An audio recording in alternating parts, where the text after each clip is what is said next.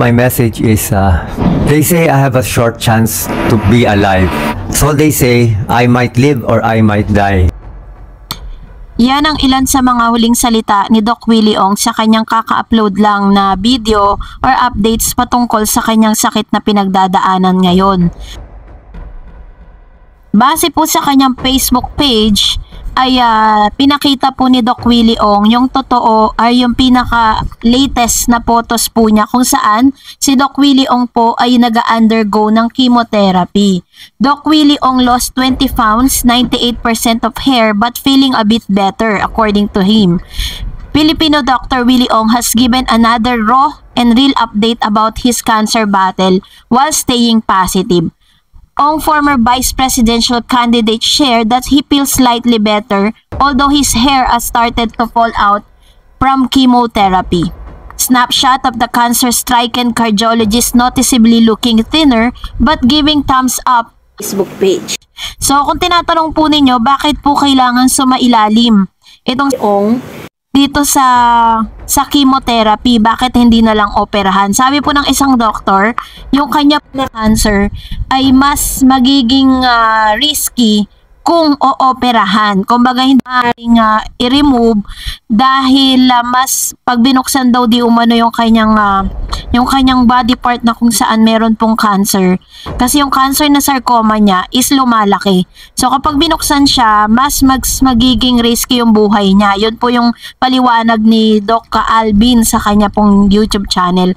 Pero very iconic doon yung sinabi po ni Doc Willie Ong na isa sa mga causes at dahilan kung bakit po siya talagang nagkaroon ng cancer dahil alam naman po niya sa kanyang sarili na clean living siya, wala siyang bisyo, talagang hindi niya akalain na siya po ay tatamaan ng ganitong sakit. So panoorin natin, ito pala ang rason kung bakit minsan nasistress ang tao at natitrigger yung mga sakit naglalabasan pag tayo nai-stress. Panoorin natin ang paliwanag ng isang pag tayo po kasi ay na-stress, acute po magre-release po tayo ng chemical ng tawag po ay cortisol. Kasi itong cortisol po, yan po yung defense mechanism ng ating katawan kasi po yung stress na yan ay magkukos po ng inflammation. So kaya, ang ginagawa po, ang cortisol na yan nagpapalakas po ng ating immune system. Ngayon, kung matagal na po kayong na-stress at palagi po may cortisol dyan at hindi na po bumababa ang cortisol na yan sa loob po ng ating katawan, imbis na mabawasan po yung mga inflammation o yung pamamaga po ng ating katawan, nagpapadami po siya ng inflammation.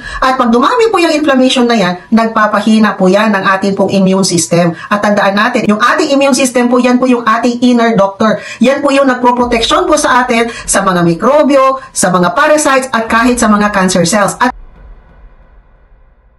Sa totoo nga yung self-diagnosis nitong si Doc Willie Ong patungkol sa naging dahilan ng kanyang sakit kung saan siya po ay sobrang na-stress sa mga bashers niya pag nagbabasa siya ng ilang mga comments patungkol po dun po sa kanyang pagtakbo bilang Vice President at ang kanyang running mate noon ay si dating Mayor Isko Moreno.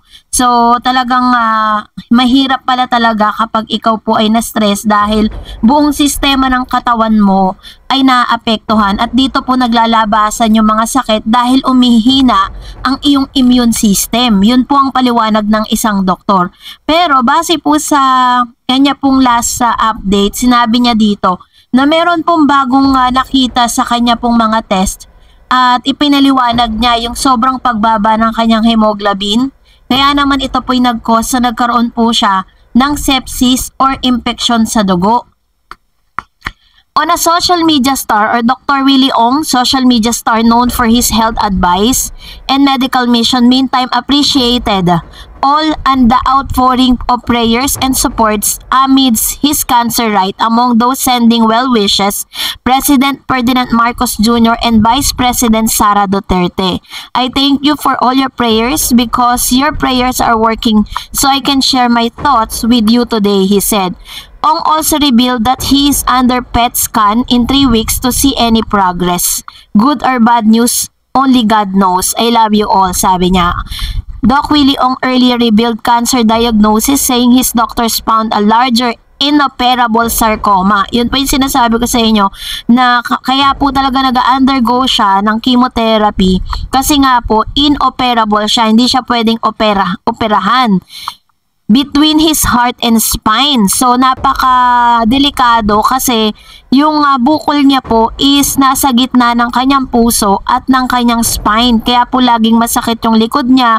Sinasabi po niya na talagang mahirap daw po, 10 out of 10 yung sakit dahil sa kanyang dapat nakahiga lang habang nagpapahinga, mas lalo po niyang nararamdaman yung sakit dahil naiipit yung pinaka malaking bukol dun po sa kanyang o yung sarcoma cancer na bukol na yon. So yun po yung isa sa mga sobrang hirap na pinagdadaanan ni Doc Willie Ong ngayon. And accompanied by his wife, Dr. Lisa, and their children, they traveled to Singapore to get cancer treatment. So wala po ngayon itong si Doc Willie Ong, nasa Singapore po siya para po talagang mapagamot at mabigyan siya ng tamang treatment, no? At syempre po pag nasa ibang bansa ka, mas malaki yung ginagastos mo.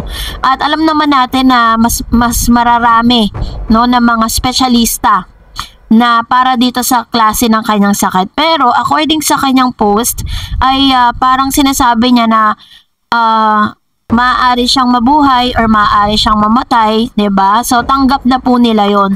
Ang isa pa sa mga nakakaantig na sinabi ni Doc Willie Ong na habang naririnig niya na nananalangin yung kanyang asawa na si Dr. Lisa, sinasabi niya na parang she asked the Lord to give Doc Willie Ong another chance to live, no? Meron pa siyang mga sinasabing negotiation sa Lord na sana po ay pahabain nga yung buhay ni Doc Willie Ong. So yung kanya pong mga kasaysayan na to ay isang malaking inspirasyon or mas malaki pong lesson sa lahat po ng mga tao, no? Una, sa mga bashers, of course, you must be always aware sa lahat ng mga sasabihin natin, lalo na sa mga taong hindi natin kilala. Kasi kung gaano, or sinabi nga ng ilang mga doctors na si Doc Willie Ong po kasi is very exposed sa social media, talagang yun talaga yung naging nag-trigger dun po sa malalang sakit niya ngayon dahil sa sobrang stress. So, dahil po talaga napapagiligiran na tayo ng mga or nabubuhay na yung ating pong henerasyon sa social media bilang isang mamamayan, or bilang isang viewers or bilang isang supporters and bilang isang tao, dapat we should always be kind to one another. Wag po tayong pabigla-bigla ng parang magiging judgmental tayo sa isang tao na we do not know kung ano ba yung magiging effect nito doon sa sinasabihan po natin. Yun po yung pinaka-biggest lesson dito na kahit at the same time, dapat po kung talagang babad tayo sa social media, is dapat handa rin tayo at wag tayong papaapekto sa mga bashers. Kasi sabi nga ng kasabihan, even the kindest person in the universe ay may bashers. Kung nagustuhan mo ang video na ito, huwag mo kalimutang mag-like, mag-share at mag-subscribe at i-follow mo na rin ang aking Facebook page, Dareds TV. And also, I have my TikTok account which is Dareds TV. Pwede nyo rin po akong i-follow doon. Thank you for watching, guys. God bless everyone.